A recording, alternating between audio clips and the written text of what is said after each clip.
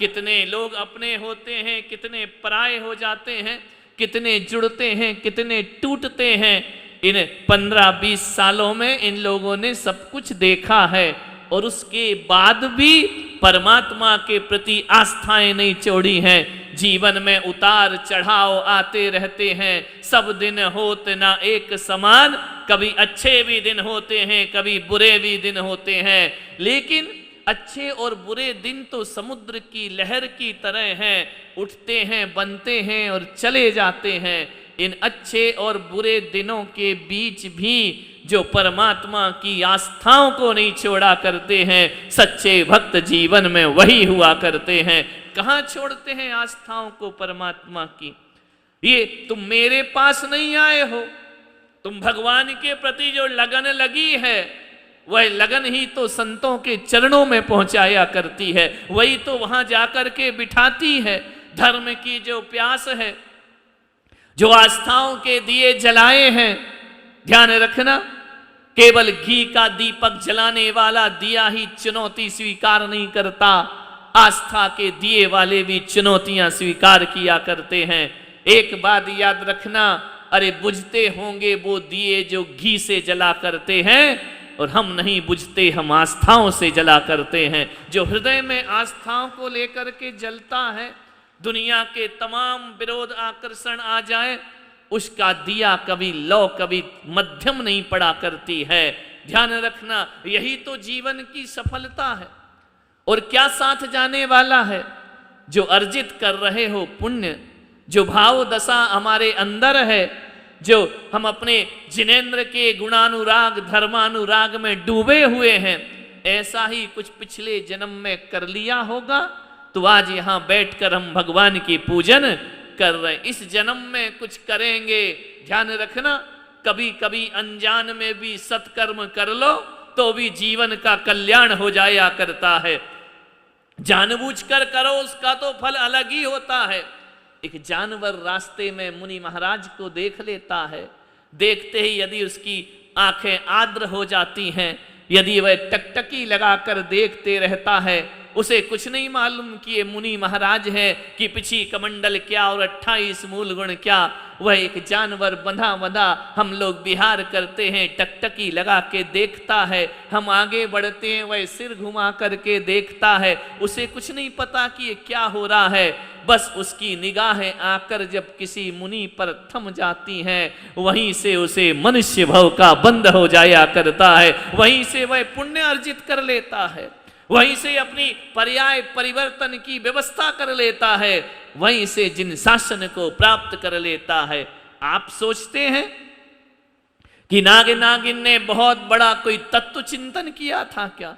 नहीं, पारसनाथ जैसे तीर्थंकर पर दृष्टि पड़ती है और एक त्रियंच आगे जाकर के देवत्व को उपलब्ध हो जाया करता है। केवल देखने से, केवल दर्शन करने से जीवन में परिवर्तन आ जाया करता है। मान्यवर, भक्ति कर रहे हैं हम भगवान की, मन से करो तो भी फल मिलेगा, बिना मन के करो तो भी फल मिलेगा। भक्ति अपना कर्म नहीं छोड़ती है, पुण्य अपना फल देना नहीं छोड़ता है। एक व्यक्ति ने पूछा, यदि बिना मन के करेंगे तो भी फल मिलेगा? क्यों नहीं मिलेगा? एक बात बताओ, दवाई मन से खाते हो कि बिना मन के खाते हो? कड़वी दवाइयाँ कैसे खाते हो? मन से खाते हो, बहुत खुश होकर के खाते हो, इंजेक्शन बहुत खुश होकर लगवाते हो, ऑपरेशन कराते समय बैंड बाजे से डांस करते हो कि मेरा ऑपरेशन हो रहा है, सबको सूचना देते हो कि आओ मेरा पुण्य जगह है, ऑपरेशन हो रहा है। नहीं, जाते जाते भी यही सोचते हो भगवान बचा ले, ऑपरेशन थिएटर में नहीं जाना पड़े, ऑपरेशन नहीं हो, इंजेक्शन नहीं लगना चाहिए। तो ऑपरेशन मन से कराया है या बिना मन के कराया है? बिना मन के भी कराओ तो आप बताइए, स्वस्थ होते हैं या नहीं होते हैं? स्वस्थ हो जाया करते हैं, निरोग हो जाया करते हैं। बिना मन के भी दवाई खाओ तो बीमारियां दूर हो जाती हैं, और बिना मन के भी जिनेंद्र की अर्चना करो तो पाप हमसे दूर हो जाया करते। मन से करो, तुलसी अपने राम को रीज भजो या खीज, भूमि पड़ेंगे उपजेंगे उल्टे सीधे बीज। तुलसीदास ने कह दिया कि अपने राम को खींच के भजो या रीझ के भजो, कोई फर्क नहीं पड़ता, तू तो राम को भजता रहे, राम को भजता रहे। खींच करके भजेगा, जबरदस्ती भजेगा तो भी तेरा कल्याण होगा, रीझ करके भजेगा तो भी तेरा कल्याण होगा। बोले कैसे होगा कल्याण? बोले कभी देखा है कोई किसान जब किसी खेत में बीज डालता है ना, तो वो सीधे सीधे बीज डालता है या उल्टे सीधे डाल दिया करता है? वह बीज लेता है, फेंकते जाता है, फेंकते जाता है, भूमि पड़ेंगे उपजेंगे उल्टे सीधे बीज। ध्यान रखना, उल्टे सीधे बीज फेंकता है, फेंकते जाता है, लेकिन जब वो अंकुरित होते हैं, जब वो बीज फल फसल देने का प्रयास करते हैं, तो ध्यान रखना जब उनके फल का समय आता है तो उल्टे बीज अपने आप सीधे हो जाया करते हैं, उन्हें सीधा करने की जरूरत नहीं पड़। वैसे ही अपने भगवान को रीझ के भजो या खींच के भजो, जब इस पुण्य का फल मिलेगा तो बिना मन वाले को भी मन के फल की प्राप्ति हो जाया करती है। विचार करिए, कोई आदमी जहर जानबूझ के पीता है क्या? बोलो। 2 गिलास रखे हैं, एक में जहर है दूध में भरा हुआ, एक में मीठा दूध है। किसी के घर बैठने गए, उसने लाकर के दूध के 2 गिलास रख दिए और आपको तो मालूम नहीं कि जहर किसमें है, इस गिलास में है या उस गिलास में है।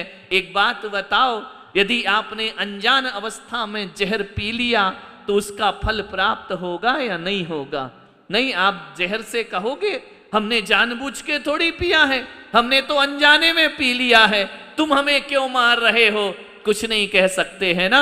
अनजान में भी जहर पी लो तो भी असर होता है, और अनजान में परमात्मा का नाम ले लो तो भी कल्याण हो जाया करता है। ज्यादा दिमाग नहीं लगाओ, ये भक्ति का मार्ग है, ये पूजन का मार्ग है। यहाँ शास्त्रों की जरूरत नहीं पड़ा करती है, यहाँ बड़े बड़े तत्व ज्ञान की जरूरत नहीं पड़ती है। यहाँ तो भोले मन से सरल हृदय से परमात्मा की भक्ति करना है, आनंद के साथ भक्ति करना है। ये कहा जा रहा है कि भगवान का नाम लेने से वह अपना फल जरूर दिखाया करता है, ऐसा नहीं है कि नहीं दिखाता है। कोरोना हुआ, कितने लोग ऊपर चले गए, कितने लोग दुनिया से विदा हो गए। सब हमारे पास फोन आते रहे, महाराज इनकी तबीयत खराब, उनकी तबीयत खराब, कोई इलाज बताओ। मैंने कहा भगवान का नाम लो, इससे बड़ा कोई इलाज नहीं हुआ करता है। ईश्वर का नाम लो, जिसने नाम लिया वो तर गए, जिसने नाम लिया वो अपने जीवन का कल्याण कर गए। जो चले गए, यदि भगवान का नाम लेकर भी मरे होंगे ना, तो ध्यान रखना, मैं विश्वास के साथ दिलाता हूं, अरे बच जाने वाला ही भगवान का नाम ले रहा है ऐसा नहीं है, मर जाने वाला भी भगवान का नाम ले रहा है। और यदि उसने मरते समय भी ईश्वर का नाम लिया तो ऐसे लोग मरकर भी अमर हो जाया करते हैं, उनका जीवन धन्य हो जाया करता है। ध्यान रखिए, विचार करना है आपको, ईश्वर का नाम लेते रहो, परमात्मा की भक्ति करते रहो। एक बहुत बड़े लेखक हुए जिनेंद्र कुमार जैन थे, लेकिन कभी उन्होंने अपनी जिंदगी में जिनेंद्र का नाम नहीं लिया। ना जाने माँ बाप ने क्या सोचकर जिनेंद्र नाम रख दिया, उसने तो अपना माथा कभी जिनेंद्र को झुकाया ही नहीं, वह तो उनके दर्शन को ही नहीं गया। लेकिन बहुत बड़े साहित्यकार हुए, बहुत बड़े राइटर हुए, कभी मंदिर नहीं गए। पूजा पाठ को बोलो तो मेरा आस्था नहीं है, मैं इन चीजों पे विश्वास नहीं करता हूं, मैं परमात्मा की भक्ति पे कोई विश्वास नहीं करता हूं। बड़ी स्थिति बिगड़ी, सबने समझाया। पिता बोलते कि बेटा तेरा नाम जैसा है उनको तो प्रणाम कर ले जाकर। बोले मैं प्रणाम नहीं करूंगा, मुझे कोई मतलब नहीं है, मैं तो अपने जीवन को अपने आनंद में जी रहा हूं। मालूम है, समय बीत गया, वक्त बीत गया, बीतता गया। एक बार जिनेंद्र कुमार को लकवा मार गया, पैरालिसिस हो गया उनको, उनका मुंह टेढ़ा हो गया, हाथ में लकवा लग गया, वह लिख नहीं सकते, वह कुछ बोल नहीं सकते। उन्हें अस्पताल में भर्ती कर दिया गया, बहुत बीमार हो गए, हृदयघात की शिकायत होने लगी। बोले अब इनका जीवन बचना मुश्किल है। पड़े हैं अस्पताल में एक बेड पर, लोग उन्हें देखने जाते, आंखों से 2 आंसू ढुलका देते, बोलते तो बनता ही नहीं था, बात करते तो बनता ही नहीं था, आंसू ढुलका देते, वह बताते कि मैं तुम्हें पहचान गया हूं, तुम मुझसे मिलने आए हो। लोग जाकर के सद्भावनाएं देते, शुभकामनाएं देते, ईश्वर से प्रार्थना करते। जिनेंद्र कुमार लेटे हैं, स्थिति बहुत नाजुक है, बचने का अब समय नहीं है। मालूम है, सबने कहा कि जिनेंद्र कुमार अपने जीवन को धन्य कर लो, नहीं करना है, मैं भगवान का नाम नहीं लूंगा। जब एक डॉक्टर जाकर कहता है कि हमारा साइंस अब फेल हो गया है, अब हम कुछ नहीं कर सकते हैं, अब तो कोई चमत्कार ही तुम्हें बचा सकता है, एक काम करो, साहित्यकार से कहा, जिनेंद्र कुमार से, तुम जिस धर्म में पैदा हुए ना, उन भगवान का स्मरण करो, शायद वो तुम्हें बचा लें। जिनेंद्र कुमार सारी रात जागते हैं। 12 बजे रात को पूरे अस्पताल में सन्नाटा है, शहर में गाड़ियों की आवाज बंद हो गई। लेटे हुए हैं अपने पलंग पर।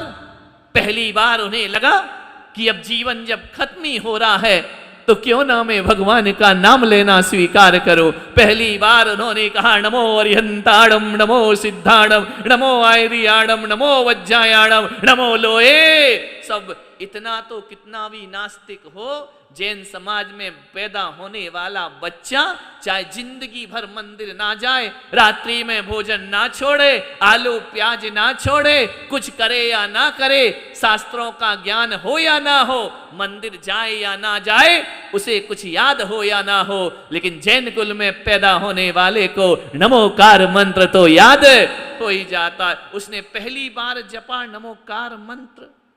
सुबह डॉक्टर आए चेक करने ड्यूटी पर। उन्होंने नर्स को बुलाया कि ये बताओ इन्हें रात में तुमने कौन सा इंजेक्शन दिया है। नर्स बोली, मैंने तो कोई इंजेक्शन नहीं दिया। कोई गोली दी है? मैंने तो कोई गोली नहीं दी, कोई दवाई नहीं दी।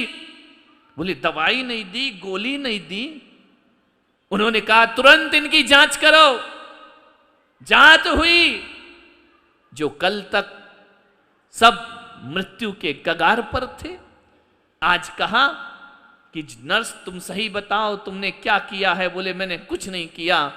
जिनेंद्र कुमार बोले, इसने कुछ नहीं किया डॉक्टर, करने वाला तो कोई और है, जिसने मुझे फिर से जीवन प्रदान कर दिया है, जिंदगी प्रदान कर दी। इस नर्स ने कुछ नहीं किया है, ना इसने इंजेक्शन दिया, ना गोलियां दी, और रात भर से मैंने कुछ लिया भी नहीं है। बस मेरी आंखों के सामने मेरे माता पिता के शब्द गूंजते रहे कि जैसा हमने तेरा नाम रखा है वैसा थोड़ा काम भी किया कर, हमारे नाम को बदनाम क्यों करता है। पहली बार मैंने जिनेंद्र नाम पाने के बाद जिनेंद्र भगवान का स्मरण किया है, और आज मुझे एहसास हो गया डॉक्टर कि जब सब दरवाजे बंद हो जाते हैं तब मेरे भगवान का दरवाजा खुला रहता, वहां पुण्य अर्जित किया जाएगा। जिनेंद्र कुमार जोर जोर से रोने लगे। डॉक्टर ने कहा कि अब क्यों रोते हो, अब तो तुम खतरे से बाहर हो, अब तो तुम्हें कोई दिक्कत नहीं है। जिनेंद्र कुमार ने डॉक्टर से कहा कि डॉक्टर, मैं इसलिए रो रहा हूं, ठीक हो गया इसलिए नहीं रो रहा हूं, या मैं बीमार था इसलिए नहीं रो रहा हूं, मैं इसलिए रो रहा हूं कि जब एक रात भगवान का स्मरण करो तो ये चमत्कार होता है। अरे जिनेंद्र कुमार पागल, जिंदगी भर स्मरण करता तो नाम का नहीं काम का जिनेंद्र बन गया होता। तेरा जीवन कहां से कहां पहुंच। मैंने जो समय गंवाया है उसके लिए मेरे आंखों में अश्रु की धारा है। मैंने सारा जीवन अपने अहंकार के वशीभूत गर्व बर्बाद कर दिया। अपने अहम और अपने झूठे वहम के कारण मैंने जिनेंद्र भगवान की शरण छोड़ दी।